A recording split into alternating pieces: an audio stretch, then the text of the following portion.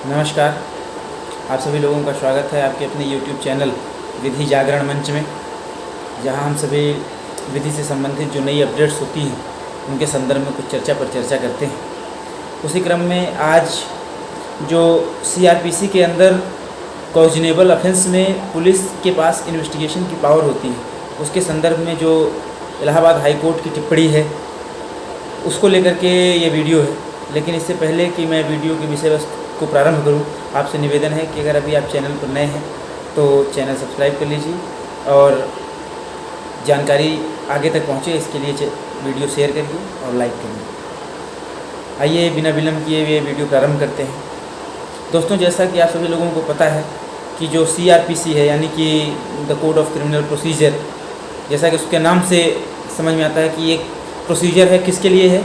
एक क्रिमिनल मामले के लिए। जो एक आपराधिक मामले होते हैं उनमें जो न्यायालय द्वारा अपनाई जाने वाली प्रक्रिया है या उस एक जो क्रिमिनल पूरा मामला होता है उस मामले के FIR से लेकर के उसके निर्णय, फिर अपील, रिवीजन तक लेकर के जो प्रक्रिया अपनाई जाती है पुलिस के द्वारा, और जो प्रशासनिक अधिकारी होते हैं, मजिस्ट्रेट होते हैं और जो न्यायालय होते हैं, जुडिशियल ऑफिसर्स होते हैं, उनके द्वारा जो भी प्रक्रिया और जो भी कार्यवाही होती है उस सारी चीज़ें कोड ऑफ क्रिमिनल प्रोसीजर के अंतर्गत होती हैं। उसी क्रम में जैसा कि आप सभी लोगों को पता है कि कोड ऑफ क्रिमिनल प्रोसीजर में सेक्शन 154 में FIR है और उस FIR के बाद से लेकर के फिर 156 में कोर्ट के लिए आवेदन है, 154(3) में SSP के लिए आवेदन है। उसी क्रम में फिर उसमें पुलिस इन्वेस्टिगेशन के बारे में प्रावधान किया गया है, 161 में है, 163 में है। इसके बाद फिर पुलिस रिपोर्ट के बारे में है कि जो इन्वेस्टिगेशन करने के बाद किस प्रकार से जो पुलिस अपनी रिपोर्ट न्यायालय को प्रस्तुत करती है, यानी कि जो चार्जशीट होती है।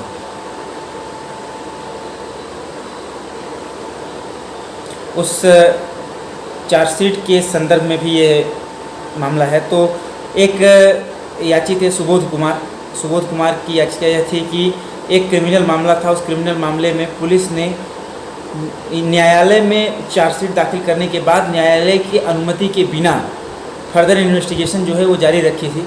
और जो सुबोध कुमार थे उनका यही कहना था कि पुलिस को ऐसा करने का अधिकार CRPC के अंतर्गत नहीं है। तो इस एप्लीकेशन को सुनते हुए न्यायालय ने के 2 जजों की खंडपीठ में, जिसमें जस्टिस अंजनी कुमार मिश्रा और जस्टिस दीपक वर्मा थे, उनका यह कहना था कि जो police has a uncontrolled power in cognizable cases. उनका ये कहना था कि जो कॉग्निजेबल केस होते हैं यानी कि जो संज्ञेय अपराध होते हैं उनमें पुलिस के पास इन्वेस्टिगेशन करने की असीमित शक्ति होती है। असीमित शक्ति का मतलब यह होता है कि किसी भी प्रकार से उनको किसी दूसरे व्यक्ति की आज्ञा की आवश्यकता नहीं है, किसी जगह से अनुमति लेने की आवश्यकता नहीं है। कॉग्निजेबल मामले में उन्हें जो अपने विवेक के आधार पर सही लगता है उसको वो कर सकते हैं। किसी व्यक्ति को अगर उन्हें किसी व्यक्ति को गिरफ्तार करना है तो गिरफ्तार कर सकते हैं, किसी व्यक्ति से पूछताछ करनी है तो पूछताछ कर सकते हैं, किसी स्थान की तलाशी लेनी है तो तलाशी ले सकते हैं, किसी व्यक्ति को समन कर सकते हैं, विटनेसों के बयान रिकॉर्ड कर सकते हैं, मेडिकल परीक्षण करा सकते हैं। जो भी उनको उचित लगे वो कार्रवाई वो कॉग्निजेबल केस में कर सकते हैं। अब हम लोग ये देख लेते हैं कि जो CRPC है उसमें जो कॉग्निजेबल केस है उसका क्या मतलब होता है। तो जो इसका जो डेफिनेशन क्लॉज है CRPC का, उसके जो सेक्शन 2C है उसमें कॉग्निजेबल केस यानी कि संज्ञेय अपराधों के बारे में बताया गया है। इसमें कहा गया है कि cognizable case means an offence for which, and cognizable case means in A case in which A police officer में in accordance with the first schedule or under any other law for the time being enforced arrest without warrant। मतलब कि कोई ऐसा मामला जिसमें police किसी व्यक्ति को बिना वारंट के गिरफ्तार कर सकती है, इस जो CRPC है इसके शेड्यूल 1 के तहत या कोई अन्य विधि जो तत्कालीन स्थिति में वहाँ लागू होती है उस विधि के तहत, जिन किसी मामले में पुलिस को बिना किसी आज्ञा या अनुमति के, बिना किसी से परमिशन लिए किसी व्यक्ति को गिरफ्तार करने की शक्ति होती है, वह कॉग्निजेबल केस होता है, संज्ञेय अपराध होता है। संज्ञेय का मतलब संज्ञान में लेना, मतलब ऐसा मामला जिसे पुलिस सीधे तौर पर संज्ञान में ले उसे संज्ञेय अपराध कहते हैं। अब ये देख लेते हैं कि क्योंकि इसमें बात इन्वेस्टिगेशन की थी, पुलिस इन्वेस्टिगेशन की, तो इन्वेस्टिगेशन के लिए क्या कहता है डेफिनेशन क्लॉज। सेक्शन 2H जो है वो डेफिनेशन क्लॉज में वो इन्वेस्टिगेशन के बारे में बताता है और कहता है कि investigation includes all the proceedings under this code for the collection of evidence collection of evidence का मतलब होता है कि जो सबूत है उस सबूत को इकट्ठा करने के लिए, और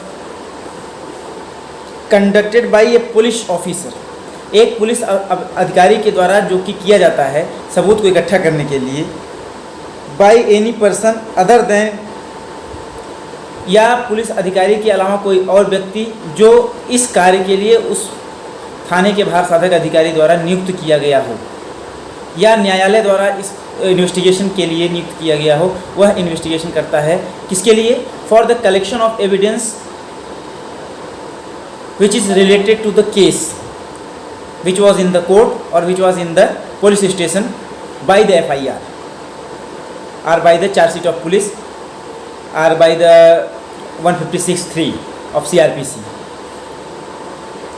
अब ये देख लेते हैं कि जो इसमें प्रोसीजर की बात हो रही थी, तो सेक्शन 156 जो है वो police officers power to investigate cognizable case, जो धारा 156 है CRPC की, वह पुलिस अधिकारियों को यह शक्ति प्रदान करती है कि वह कॉग्निजेबल केस में सीधे सीधे इन्वेस्टिगेशन कर सकते हैं। इसमें उन्हें किसी की परमिशन लेने की आवश्यकता नहीं है।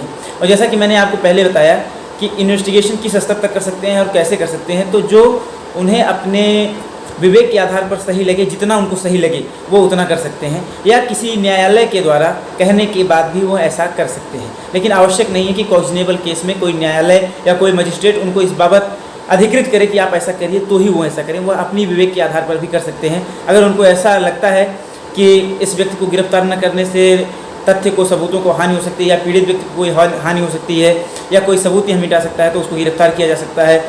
किसी व्यक्ति के पास कोई जानकारी अगर उनको समझ में आता है, पूछताछ के दौरान किसके पास कोई जानकारी हो सकती है, तो उसको डिटेन करके उसको जानकारी के लिए पूछताछ की जा सकती है। किसी व्यक्ति को पूछताछ के लिए समन किया जा सकता है। ये सारी शक्तियाँ CRPC के अंतर्गत पुलिस ऑफिसर्स को दी गई हैं। और इसी 156 है, police officers power to investigate cognizable case, इसी को लेकर के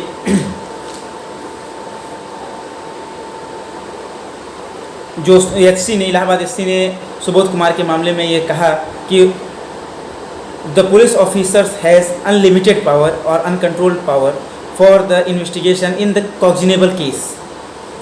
तो ये 156 है। और जैसा कि मैंने आपको बताया कि जो 156(3) है, उसमें अगर कोई भी पीड़ित व्यक्ति थाने में FIR लिखाता है, अगर उसको थाने में FIR नहीं लिखी जाती है, वह बार बार परेशान होता है, फिर वह 154(3) में SSP के यहाँ जाता है, और SSP भी अगर SSP के कार्यालय में भी उसकी गुहार नहीं सुनी जाती है, तो वह उन दो एप्लीकेशनों की कॉपी के साथ सीधे न्यायालय को 156(3) के तहत आवेदन कर सकता है कि प्रस्तुत उस थाने के भार साधक अधिकारी द्वारा और उस जिले के जिला कलेक्टर द्वारा उसके मामले को दर्ज नहीं किया गया है। अतः न्यायालय से निवेदन है कि उस मामले का संज्ञान लेकर के आवश्यक विधिक कार्यवाही हेतु संबंधित अधिकारियों को निर्देशित करने का कष्ट करें।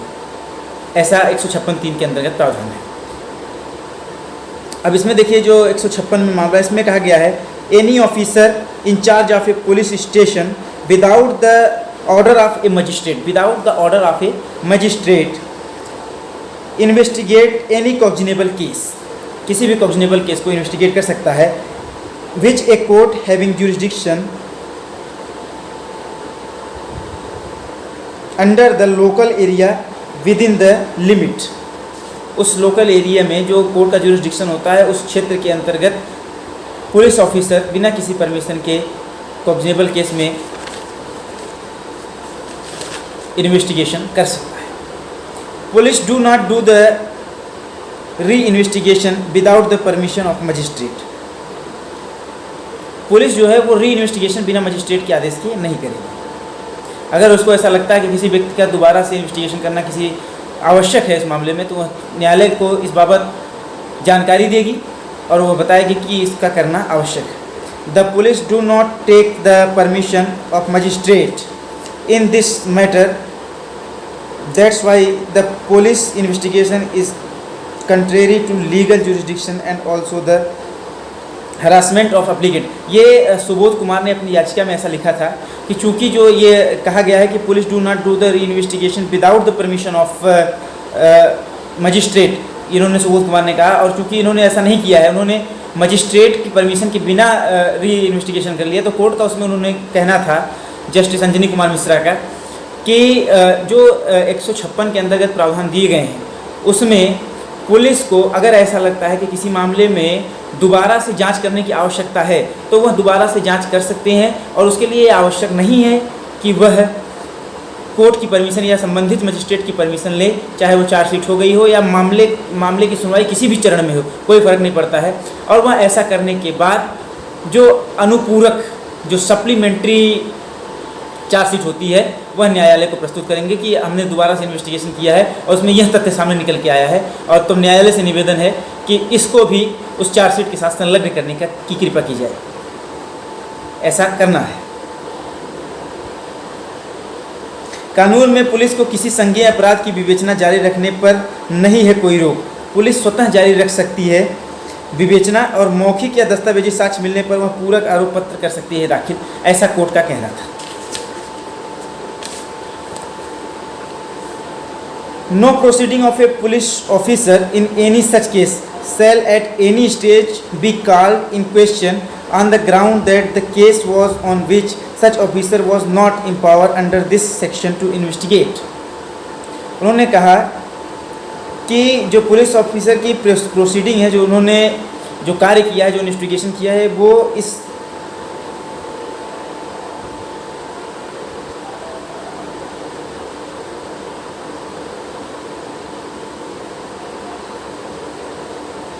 इस ग्राउंड पर कभी भी मतलब कि उसको अंडर क्वेश्चन नहीं किया जा सकता है कि उसने जुरिस्डिक्शन के बाहर या जुरिस्डिक्शन में ना होते हुए भी उसने ऐसा इन्वेस्टिगेशन किया है या ऐसी प्रोसीडिंग उसने की है। Any magistrate empowered under section 190 में order such an investigation as above.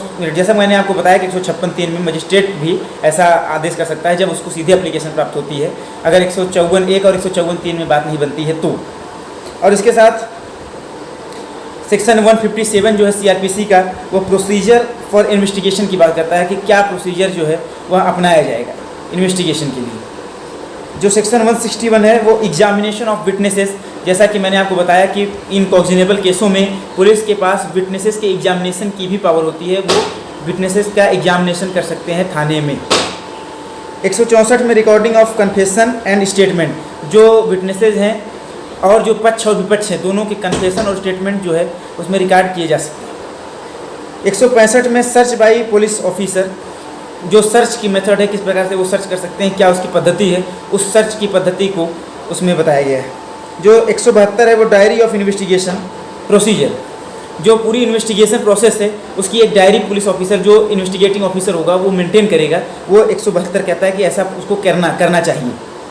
173 में पुलिस रिपोर्ट यानी कि चार्जशीट की बात होती है कि पूरा इन्वेस्टिगेशन होने के बाद, समन करके पूछताछ के बाद, सारे रिकॉर्ड कर लेने के बाद जिस निर्णय पर वो पहुंचेगा कि किन किन धाराओं के अंतर्गत ये अपराध बन रहे हैं, वो उस धारा सहित उल्लिखित करके वो कोर्ट को सौंपेगा। इसे पुलिस रिपोर्ट या चार्जशीट कहते हैं। ये 173 के अंतर्गत सीआरपीसी में प्रस्तुत होती है। तो ये पूरा प्रोसीजर था जिसको लेकर के यह मामला था।